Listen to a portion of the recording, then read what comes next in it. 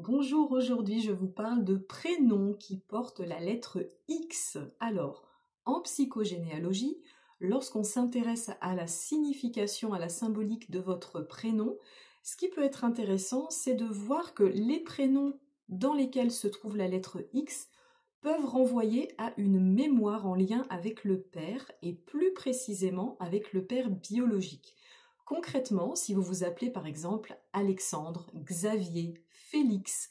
peut-être que dans votre arbre, il y a une mémoire comme quoi le père ne serait pas le père biologique d'un enfant. Ça ne veut pas dire que c'est vous qui êtes concerné par ça, ça ne veut pas dire que c'est vous qui avez un père qui n'est pas votre vrai père, mais ça veut tout simplement dire que si vous êtes relié à une personne de votre arbre dont le père n'était pas le vrai père, peut-être que vous portez cela en mémoire à travers votre prénom et que, à travers votre prénom, justement, vous allez être ce qu'on appelle en loyauté inconsciente envers votre clan pour rendre hommage un petit peu à cette personne qui n'a pas eu de père biologique mais qui a été élevée par un autre père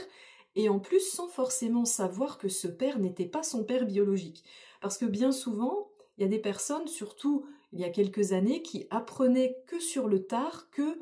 leur père n'était finalement pas leur père biologique. Donc ça, c'est quelque chose qui va peut-être créer un déséquilibre dans l'arbre, même si le père qui vous a élevé, même s'il n'est pas votre père biologique et que ce père était quelqu'un d'aimant et que ça s'est toujours très bien passé, là-dessus il n'y a aucun souci. Ce que je veux dire, c'est que symboliquement, dans un arbre généalogique, quand le père n'est pas le vrai père, ça crée un déséquilibre, parce qu'on va parler forcément d'héritage là-dedans, d'héritage symbolique. Qu'est-ce qui se passe? Le père transmet le nom de famille, la mère transmet la vie. Donc si votre père biologique n'est pas le père qui vous élève, vous n'allez pas porter son nom de famille et donc vous n'allez pas symboliquement recevoir son héritage. Et ça peut créer encore une fois un déséquilibre et ça peut se répercuter de cette façon-là sur vous, par exemple.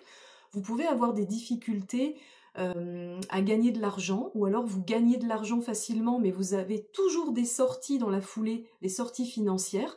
Vous pouvez avoir des difficultés à créer une entreprise ou à maintenir une entreprise à flot, donc vous pouvez avoir des faillites, vous pouvez avoir des difficultés à garder un emploi, vous pouvez avoir des refus bancaires, vous pouvez aussi avoir des problématiques en lien avec l'immobilier, des difficultés à acheter une maison ou à faire construire. Tout ça, ça peut se traduire de cette façon lorsque le père biologique n'est pas le père qui vous a élevé et par rapport au nom de famille, en fait, j'entends par rapport à l'héritage symbolique.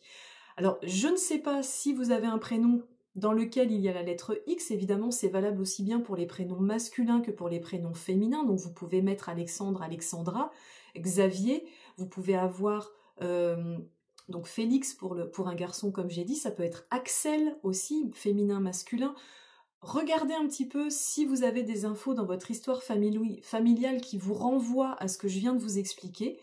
Et si oui, bah écoutez, peut-être que ça vous aura apporté un éclairage supplémentaire et auquel cas, j'en suis très contente. Si vous souhaitez en savoir plus, n'hésitez pas, sachez que je peux vous accompagner donc sur l'exploration de votre arbre généalogique pour comprendre les schémas que vous répétez et surtout pour vous libérer de ces schémas répétitifs. Donc vous pouvez me joindre par mail mdkc39@gmail.com et puis vous trouvez également le lien de mon site web dans ma bio TikTok sur lequel figurent toutes les infos que je propose par rapport aux accompagnements, donc que ce soit en présentiel en Vendée mais également en visio.